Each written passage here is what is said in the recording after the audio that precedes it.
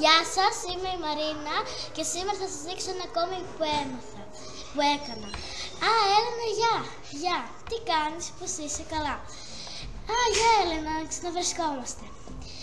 Εδώ θα σας δείξω τον Νίκο.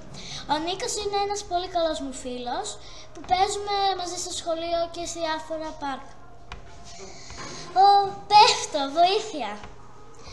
Μη φοβάσαι, θα σε κρατήσω.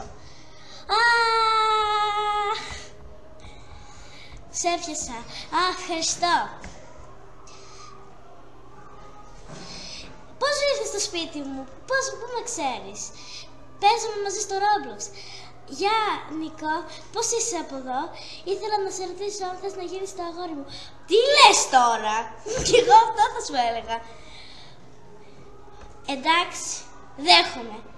Εντάξει. Εσύ δεν πας καλά, τι λες? Δεν γίνεται αυτό που κάνεις. Δεν εγώ λέω την αλήθεια, δεν έχω κάνει τίποτα κακό. Το σάντουιτς το έφαγε ένα ποντίκι. Αλλά τι να πούμε ρε παιδιά.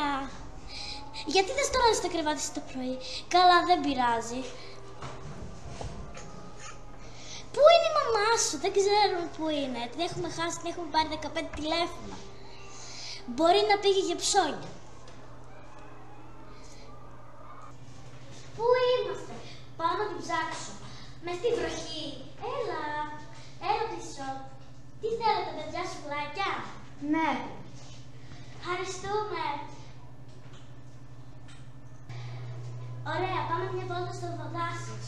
Τι ωραία που είναι. Τι κάνετε εδώ?